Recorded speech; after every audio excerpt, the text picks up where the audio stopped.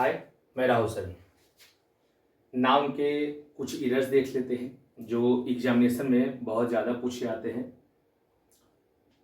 तो एक पहला टॉपिक आता है आपका कि यदि किसी प्रीपोजिशन से, चाहे वो आफ्टर हो या ऑफ हो या बाई हो, यदि किसी प्रीपोजिशन से आपस में दो एक ही प्रकार के नाम जुड़ते हों, जैसा नाम इधर जुड़े वैसा नाम बिल्कुल उस साइड भी जुड़ना चाहिए। तो दो एक ही प्रकार के नाम जुड़ते हों किसी भी प्रीपोजिशन से, तो उसकी संरचना सदैव सिंगुलर होती है। जैसे यहाँ पे लिखा हुआ पेजेस आफ्टर पेजेस, तो आफ्टर के इधर भी पेजेस, आफ्टर के बाद में भी पेजेस, तो दो सेम पार्ट्स हो गए नाउन के, तो उस अवस्था में संरचना सिंगुलर होगी। मतलब यहाँ से भी एस कट जाएगा और आपका यहाँ से भी एस कट जाएगा, हो जाएगा पेज आफ्टर पेज। जैसे एक गांव के बाद एक गांव, विलेज आफ्टर विलेज होना चाहिए। तो आंसर नंबर आपका 3 निकल गया। अब आप अगला टॉपिक देखो। एक और क्वेश्चन है यहाँ पर आप देख सकते हो। आपका यहाँ पे बोल रहा है कि the prime minister was asked to write. The prime minister was asked to write a foreword to the book. कहता है किताब का, आप जब किताब खरीदिएगा तो किताब के प्रथम पेज पे आपको एक प्राकथन लिखा हुआ मिलता है, और वही बोला जा रहा है कि किताब का ये जो किताब है इसका प्राकथन लिखने के लिए कहा गया है।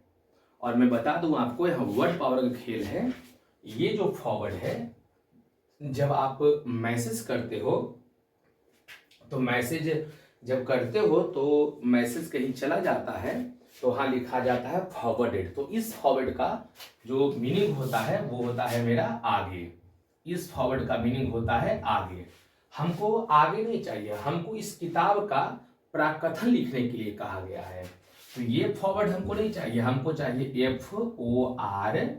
यहाँ पे ई नहीं है, यहाँ पे हमको ई चाहिए, यहाँ पे W, यहाँ पे ए है, लेकिन यहाँ पे हमको O चाहिए, RD। इसका मतलब होता है प्राकथन, जो किताब का पहला पेज पे लिखा होता है।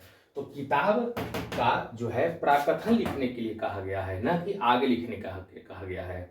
तो यहाँ पे होगा write foreword to the book. अब यहाँ पे देखते हैं नेक्स्ट में अगला क्वेश्चन। अगर मैं देखूं नंबर 3 में, तो आप थोड़ा सा गेस करो यहाँ क्या बोल रहा है। यहाँ कहता है द लॉन्ग डिस्टेंस ट्रेन, कोई खास ट्रेन है जो लंबी दूरी की ट्रेन है, which met with an accident, जो दुर्घटनाग्रस्त हुई, was carrying some army personnel, जो दुर्घटनाग्रस्त ट्रेन हुई उनमें जो भी चीजें फंसी होगी या जो भी होगी, उनको जो रेलवे के जो आर्मी पर्सनल हैं वो उनको बाहर निकाल रहे हैं। तो आर्मी पर्सनल, ये जो पर्सनल शब्द है ना, इसका मतलब होता है निजी, और ये प्राइवेट का साइनो है। और ये पर्सनल जो शब्द है एक तरह से एडजेक्टिव है ये, और ये निजी का साइनो है। और हर किसी की अपनी अपनी कर्मचारियों का एक दल होता है, उनकी अपनी आर्मी होती है। रेलवे की भी अपनी आर्मी है। तो रेलवे की आर्मी जो हुए, उनके जो ग्रुप होते हैं, उनके कर्मचारियों का दल होता है, उनको हम पर्सनल नहीं कहते। उनके लिए एक शब्द आता है, और वो शब्द देखो आपको दिखाते हैं। वो शब्द आपका क्या है, वो एक शब्द आता है, और वो शब्द होता है, जैसे यहाँ पे आप देख सकते हो आर्मी, ये पर्सनल नहीं है। अब गौर करो, PERSONNEL है, ये पर्सोनेल है। और यहाँ पे बोला आर्मी पर्सोनेल, यानी पर्सनल भी होता है जो आप जानते हो निजी, और एक वर्ड होता है पर्सोनेल, इसका मतलब होता है कर्मचारियों का दल। तो पर्सनल हो जाता है निजी, जबकि पर्सोनेल होता है नाउन। तो रेलवे के जो अपने उनके जो कर्मचारियों का दल है, उनके लिए पर्सनल शब्द नहीं आएगा, पर्सोनेल आएगा। और एक और आप देख सकते हो, कभी कभी आपको ऐसा लिखा मिलता है कि restricted area authorised personnel only, यानी ये जो एरिया है ये बिल्कुल प्रतिबंधित क्षेत्र है। ऑथराइज्ड जो अधिकृत व्यक्ति जिनको अनुमति दी गई है, पर्सोनेल ओनली वही कर्मचारी लोग अंदर जो कहीं जा सकते हैं। तो PERSONNEL लिखा हुआ है, यहाँ भी आपका पर्सनल नहीं है पर्सोनेल है, मतलब साफ हो गया कि पर्सोनेल शब्द होता है। अब यहीं पे अगर मैं बात करूं तो यहाँ पर जो वर्ड दिया हुआ है आपका आर्मी पर्सनल, तो यहाँ पे कट जाएगा और यहाँ हो जाएगा PERSONNEL। ई हमारा हो गया आपका नाउन हो गया हमारा। तो अब हुआ कि रेलवे के जो अपने आर्मी उनके हैं, जो कर्मचारियों के दल हैं, उन्होंने या वो जो एक्सीडेंट हुआ है लोग उनको बाहर निकाल रहे हैं, ये जो भी वहां विषय वस्तु क्षतिग्रस्त हुई है। ये एक हो गया। अब यहाँ पे एक और देखिए सेंटेंस 4 नंबर में क्या कह रहा है, आप 4 नंबर में देखो, ये भी एग्जाम का पूछा हुआ है। कहता द यंग मेन, युवाओं का जो दल है, कहां से, जापान से, फाउंड द एसेंट, उनको ऐसा देखा गया है कि एसेंट ऑफ द माउंटेन, पर्वत पर उनको चढ़ते हुए देखा गया है, हार्ड गोइंग, पूरे कठिन परिश्रम के साथ, भरपूर प्रयास करने के साथ साथ उनको माउंटेन, अब माउंटेन पर है लिखा हुआ, हार्ड गोइंग तो पक्का है चढ़ने की ही बातें हैं।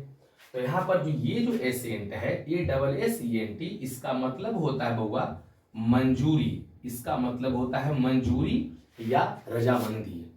हमको ये नहीं चाहिए, हमको ऊपर चढ़ने की बात कर रहा है ना, हार्ड गोइंग बोल रहा है ना, माउंटेन मतलब पर्वत पर, तो ये हमको चाहिए AS, यहाँ जो एस है ना यहाँ पे हमको सी चाहिए, बाकी ENT जैसे है वैसे, बस एक अक्षर का गलती है। और एसेंट का मतलब होता है ऊपर चढ़ना, इसका मतलब हो जाता है ऊपर चढ़ना।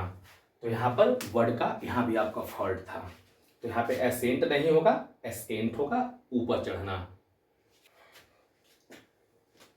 एक क्वेश्चन यहाँ पे है, द फूड बास्केट, कोई टोकरी है, इसमें कुछ खाद्य सामग्री है, कंटेंड रखा हुआ है अ डार्क चॉकलेट, उस फूड बास्केट में क्या क्या रखा है, तो अ डार्क चॉकलेट है, एंड एक्लेयर, और एक एक्लेयर नामक खाद्य पदार्थ है chocolate, and a pastry neatly wrapped in foil paper, वैसे कागज में वो पैक्ड हैं जो बिल्कुल से उसको फॉइल कर सकते हो।